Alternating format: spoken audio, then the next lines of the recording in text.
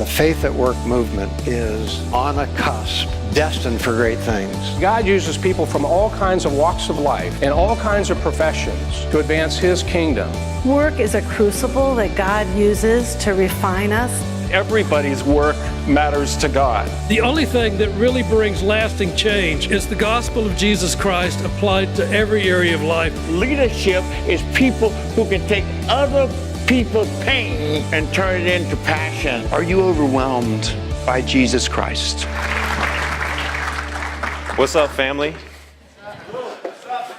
What it do? My name's Grant, clearly. I wanted to share my story with you guys a little bit.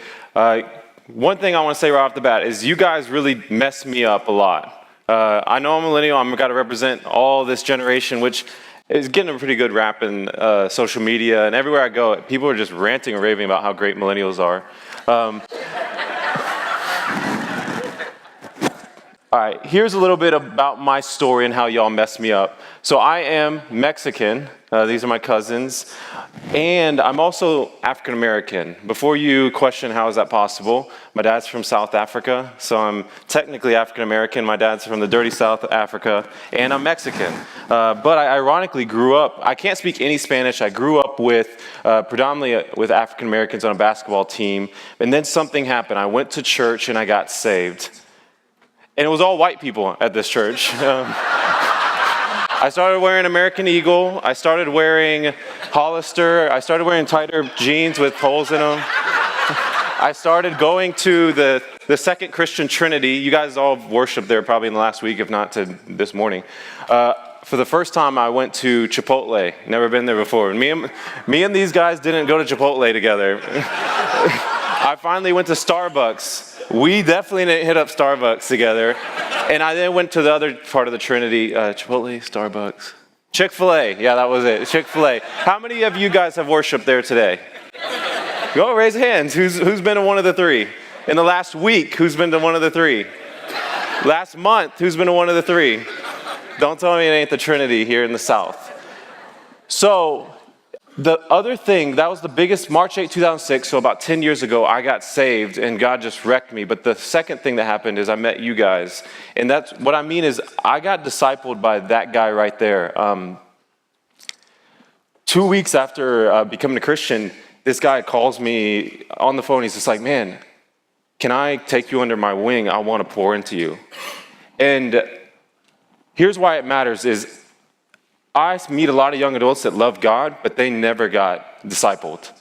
And you know what's funny is it has given me a lot of experience, exposure to do things that I do not deserve to do at the age that I am. Just some things that I get to do with my organization initiative, and now I'm trying to train up disciple makers by bringing in guest voices. Mayor Tom Leppert is this one of the video pictures, ironically, than another mayor. This is Bill de Blasio. I know some people don't like him because he doesn't like Chick-fil-A.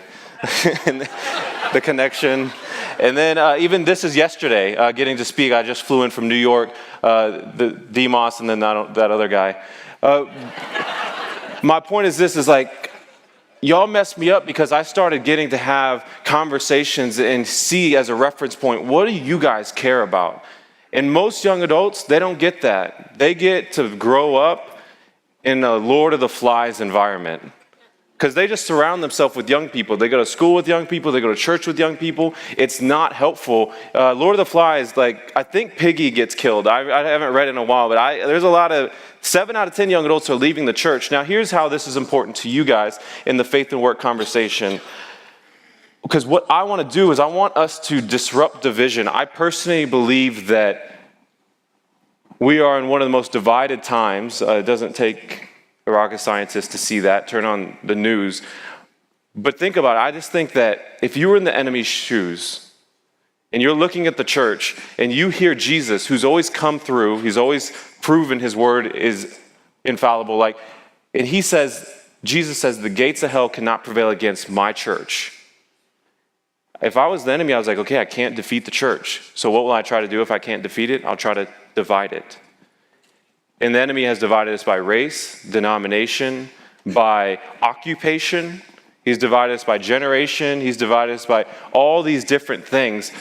what I want us to do is, what if we could start basically building trust between those different places and go back to, I guess, in being a family. I say, what's up, family? Because in 10,000 years from now, whether I'm a millennial or a different race, like, we are going to be a family worshiping God together, no matter what your occupation, denomination, race, and all those things. So why won't we just be a family now?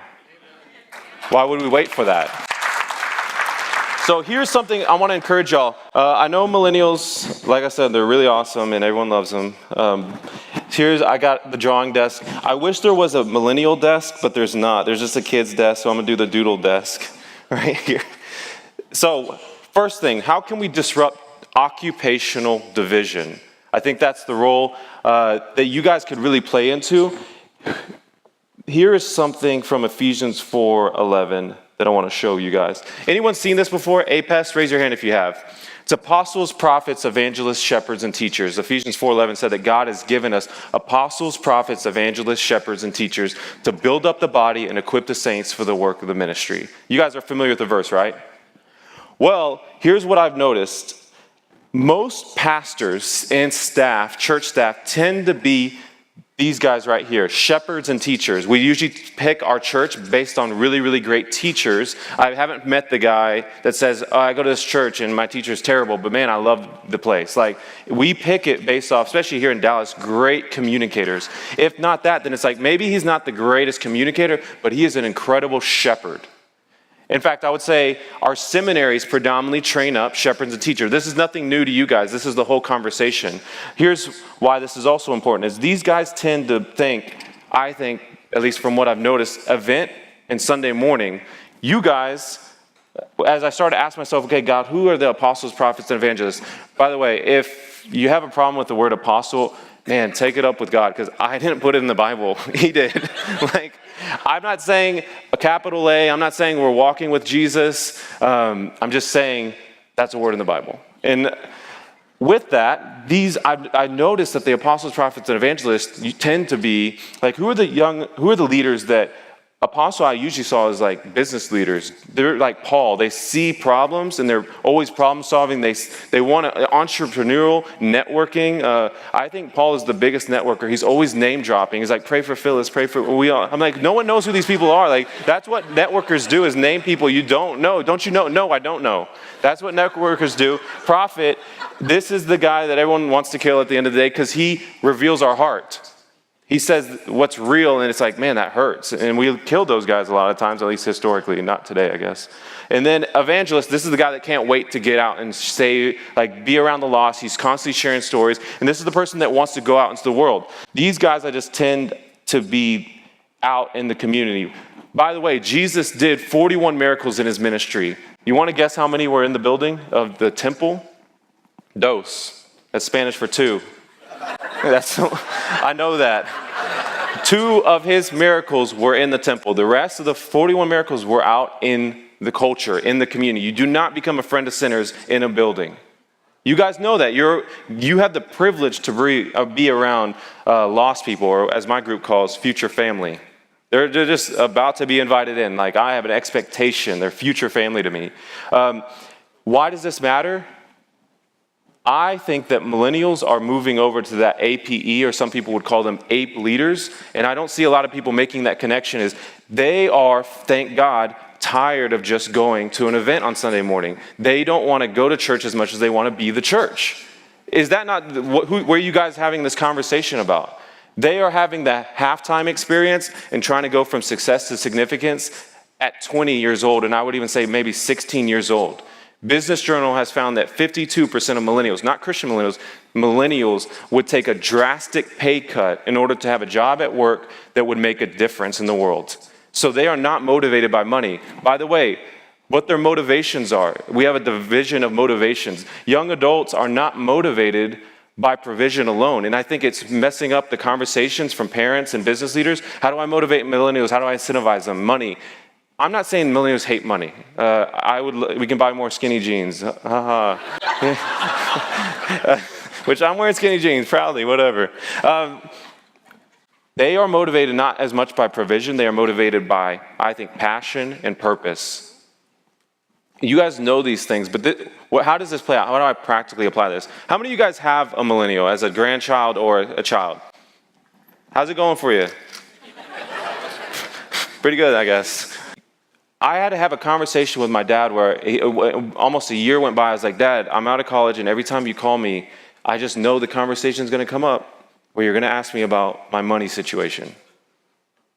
Like, we can't ever just ask me about my passions or my purpose. It's always, usually the reason you instigated the call in the first place was because you wanted to talk about money. You want to talk about my future. You want to talk, which, if you've never heard a millennial, we'll do two things. One, I'm sorry that, yes, my generation is really dropping the ball right now.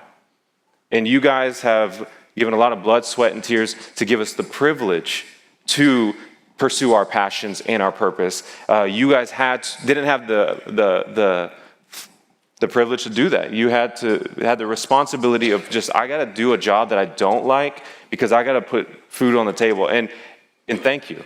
Seriously, like, I am not who I am unless I had older people that invested in me and they had to make those sacrifices.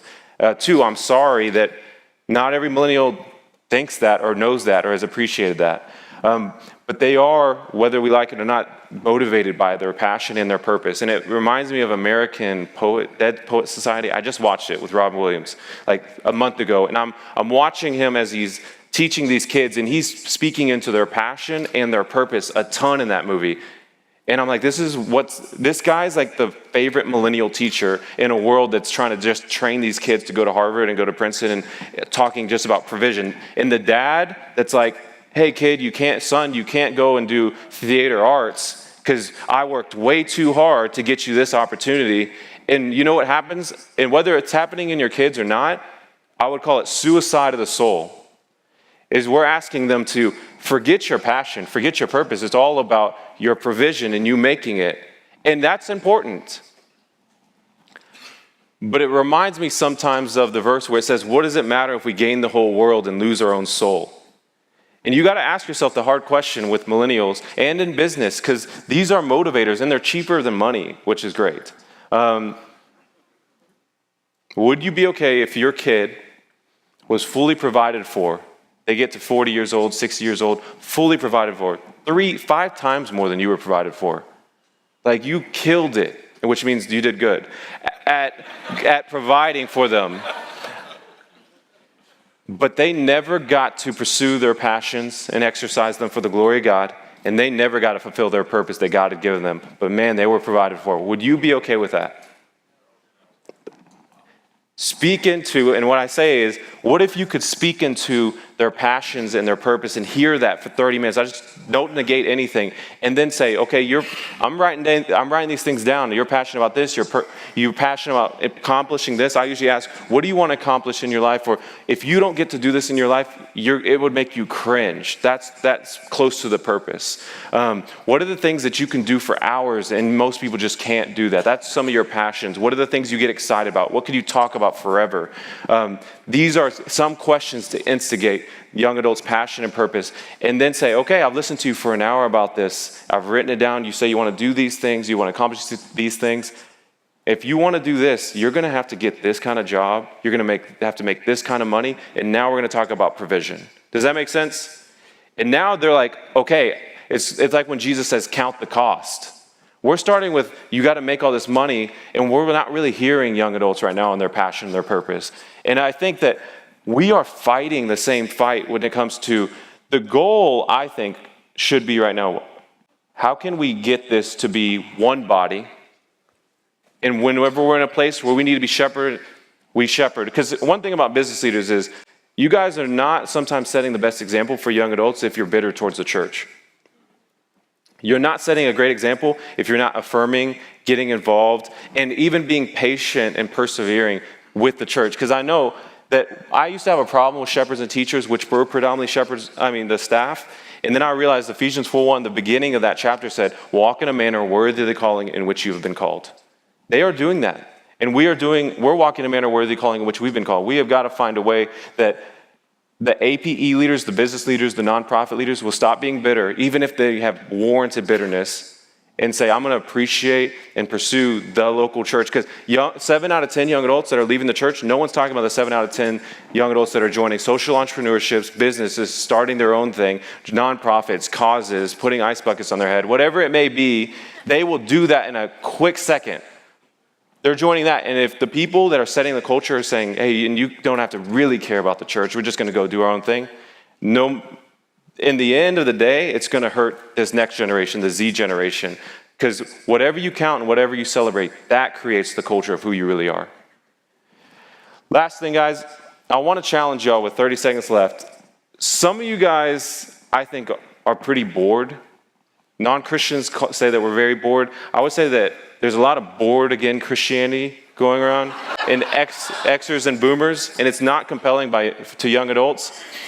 I had a mentor of mine named Chad Hennings. He played for the Dallas Cowboys. He said, you may not be able to teach an old dog new tricks, but you can give an old dog a new purpose. And he said, I had a dog that was about to die. He was a slow, and I gave him a new puppy. And this passionate puppy that didn't know the world was just bugging the mess out of this dog, but the old dog led him and showed him and guided him. And basically, the dog lived 4 more years. I think some of you guys are bored because you are going and making an impact, but you're not going and making disciples. Making disciples means who is following you. And if you call yourself a disciple of Jesus Christ and you can't say anyone's following you, John Maxwell would say you're just taking a walk. You call yourself a leader, but no one's following you, you're taking a walk. I'm asking you I want you to challenge you to ask 3 young, mature millennial leaders that you've ever met and ask them, who discipled you? Who mentored you? Who gambled on you? Who allowed you to fail? And if you see 3 in a row say, they can mention not 1, 2, maybe even 3 guys, and you see there's a common denominator that every mature Christian young leader that I know was discipled, then you say, okay, I commit to discipleship. The Holy Spirit, I trust that he's going to show you 3 because I found every single young leader that I meet across the nation had someone that discipled them. I am who I am because your generation messed me up. So thank you.